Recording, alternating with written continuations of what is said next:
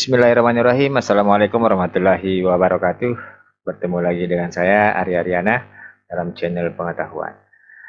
Untuk video kali ini masih dalam pembahasan bagaimana pengetikan tugas akhir di Microsoft Word Part 4. Untuk video kali ini, pertama kita akan bagaimana merubah huruf kecil ke besar dan sebaliknya.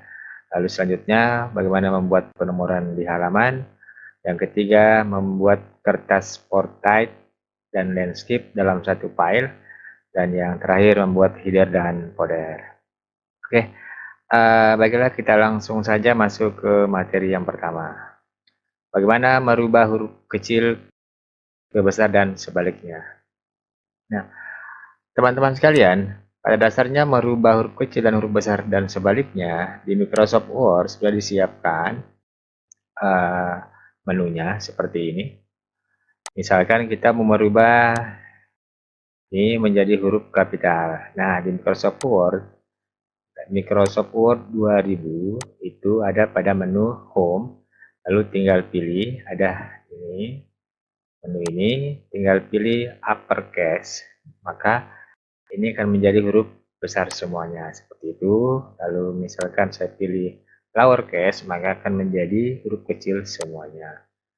Dan kalau saya pilih kapitalis ini, maka hasilnya seperti ini. Lalu kalau saya pilih ini, hasilnya seperti ini. Nah, teman-teman, pada dasarnya itu cara yang disiapkan oleh Microsoft Word di menunya. Tetapi kita bisa juga menggunakan perangkat yang ada di keyboard. Caranya seperti ini, misalkan saya merubah semuanya. Teman-teman cukup tekan Shift F plus F3. Seperti itu, saya ulangi, Shift plus F3. Gitu. Jadi tinggal ditekan Shift plus F3. Nah, hasilnya seperti itu. Misalkan kita hanya mau merubah satu kata, maka Shift F3. Oke. Jadi itu tadi tentang merubah huruf kecil ke besar dan sebaliknya. Cara pertama bisa menggunakan menu yang seperti ini. Cara yang kedua bisa menggunakan tombol Shift plus F3 di keyboard teman-teman sekalian. Selanjutnya, bagaimana membuat penomoran? Untuk membuat penomoran, seperti ini, saya coba buka file baru. Nah, untuk membuat penomoran, di Microsoft Word juga tersedia menu, ini, text number, seperti ini, text number. Dan kalau ini, maka nomornya berada pada sebelah kanan di sisi atas, top di atas. Lalu misalnya kita mau simpan nomornya di atas, ini di tengah-tengah, ini samping kiri, ini di kanan. Ya, seperti itu, misalnya contohnya seperti ini. Sorry. Saya pilih misalkan insert, text number, top. Oke, seperti itu. Nomornya berada pada sisi kanan layar monitor kita. Seperti itu. Jika teman-teman mau ke bawah, maka tinggal pilih foldernya. Ini seperti ini, pada folder di bawah. Oke. Nah, untuk mengatur number seperti ini, yang pertama ini bagian di atas, lalu misalkan kita memulai nomor berapa, misalkan saya mulai nomor 1, kita tekan 1, pilih 1. Ini nomornya format numbernya 1, 2, 3. Ini juga number format angka Romawi. Jadi semua ada pilihannya di sini. Ulangi. Ini. Atau teman-teman kalau mau cara cepatnya seperti ini, klik 2 kali pada area di atas ini, di atas kertas ini, sini klik 2 kali, lalu pilih text number. Nah, seperti itu. Oke, seperti ini. Misalkan saya mulai untuk nomor 2. Maka format text number 2. Oke, maka dimulai pada nomor 2. Oke, teman-teman, untuk penomoran kira-kira seperti itu. Jika mau diedit, sama. Kita mau edit, tinggal klik 2 kali nomornya, klik kiri 2 kali, lalu ganti tulisannya, diganti hurufnya.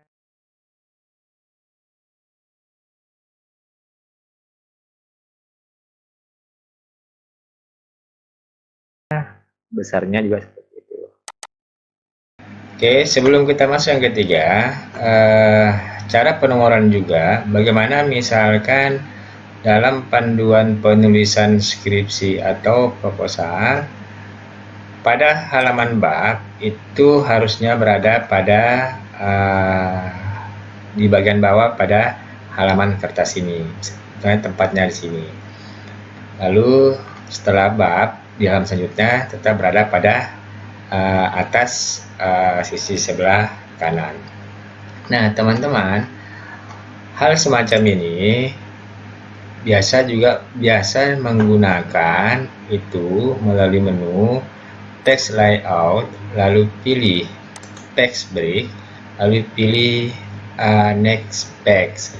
Nah, menu next page ini biasanya untuk para pemula itu agak kesulitan karena kita harus membagi dulu beberapa section dalam penulisan kita. Nah, biasanya trik dari saya adalah triknya seperti ini. Saya menggunakan dengan cara manual. Contohnya seperti ini. Jadi setelah muncul halaman seperti ini, maka halaman nomor 1 ini saya tutup menggunakan seperti ini. Lalu saya klik seperti ini, lalu klik kanan, lalu format save, lalu pilih line color, pilih warna putih, lalu pilih warna putih, lalu line-nya pilih no line. Oke, jadi saya ulangi. Ini ditutup seperti ini, lalu klik kanan, lalu format save, lalu untuk filenya rubah menjadi warna putih, lalu line-nya pilih no line, seperti itu. Nah, sudah tertutup. Lalu untuk bagian di bawahnya kita masukkan nomor secara manual. Pilih seperti ini, klik kanan, lalu format save, lalu line, no line, filenya no fill juga, lalu tinggal tekan dulu nomor 1. Kita pilih warnanya, misalkan warna hitam. Oke, lalu klik 2 kali, pilih no fill, line, no line. Nah, tulisannya warna hitam. Oke. Nah, jadi itulah trik untuk membuat nomor secara manual. Lalu yang ketiga. Nah, yang ketiga, membuat kertas portrait dan landscape dalam satu file. Nah, teman-teman sekalian, yang sering menjadi masalah dalam pengetikan tugas akhir, itu kita kadang-kadang menjumpai format tulisan atau format penulisan yang terdapat file landscape, juga terdapat file portrait dalam satu tugas. Jadi dalam satu tugas akhir, misalkan skripsi itu kadang-kadang terdapat file yang terdapat landscape dan portrait, kira-kira seperti ini. Jadi misalkan di sini kita akan membuat satu yang portrait dan di halaman kedua landscape dan di halaman ketiga kembali portrait. Oke teman-teman, coba kita mulai. Kita buka file baru, new, new.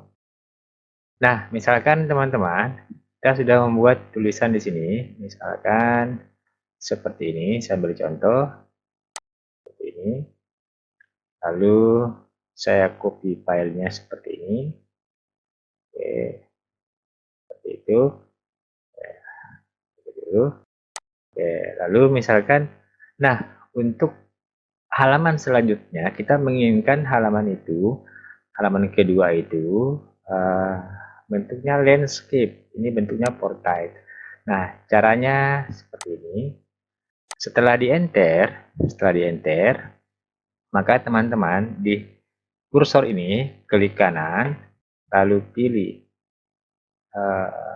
sorry, sini di kursor ini, letakkan kursornya sini, lalu pilih tekan 2 kali di sini. Di rulernya yang berwarna biru ini ditekan 2 kali secara cepat, tap gitu, atau pilih file text setup, sama pada dasarnya sama, tetapi saya lebih cepatnya seperti ini. Klik 2 kali seperti itu, lalu pilih this point forward. Oke, lalu OK. Itu. Nah, selanjutnya akan berpindah pada halaman kedua. Di halaman kedua, kita lakukan hal yang sama. Klik 2 kali, lalu kita pilih margin, kita pilih landscape. Kembali, kita pilih this point forward. Oke, seperti itu. Lalu berarti sudah halaman kedua sudah berubah menjadi landscape. Selanjutnya kita copy misalkan filenya. Seperti ini, misalkan saya copy file ini. Oke, seperti itu. Saya copy. Oke. Lalu untuk berpindah ke halaman ketiga, kita melakukan hal yang sama lagi. Klik 2 kali di sini. Lalu kita enter dulu seperti ini. Lalu klik 2 kali di sini. Lalu kembali ke portrait. Lalu pilih this forward. Oke, kita perhatikan. Nah, sekarang sudah 3 halaman. Halaman pertama portrait, halaman kedua sudah landscape, halaman ketiga kembali ke normal portrait. Nah, jika teman-teman biasanya dalam membuat pengetikan seperti ini, kadang-kadang ketika kita mau membuat struktur organisasi atau tabel yang mengharuskan agak lebar, maka kadang kita buat file sendiri. Oke. Jadi itulah triknya, caranya agar satu file bisa portrait juga bisa landscape. Lalu selanjutnya membuat header dan footer. Nah, teman-teman, header dan footer itu artinya biasanya digunakan untuk membuat kop surat. Biasanya contoh seperti ini. Ini namanya di atas ini namanya footer, di bawah namanya header. Jadi misalkan seperti ini. Saya klik 2 kali, kembali klik 2 kali pada di atas ini. Lalu misalkan saya ketik Ariana channel pengetahuan. Itu ini misalkan, maka jika kita menulis pada footer ini, maka setiap halaman akan muncul Ariana channel pengetahuan. Oke, kita buktikan. Nah, teman-teman, jadi setiap halaman itu akan muncul Ariana channel pengetahuan. Begitu juga foldernya. Misalkan di footernya, foldernya di bawah seperti ini.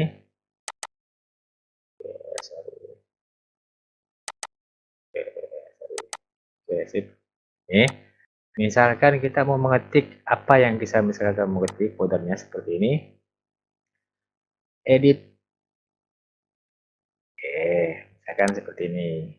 Saya mau menulis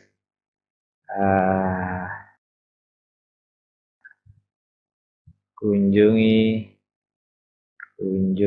channel Ariana. Oke. Maka di setiap halaman itu akan muncul kunjungi channel Ariana. Oke, seperti itu. Itulah gunanya header and footer. Oke, untuk part keempat ini cukup sampai di sini. Selanjutnya kita akan bertemu di part kelima. Sekian, wassalamualaikum warahmatullahi wabarakatuh.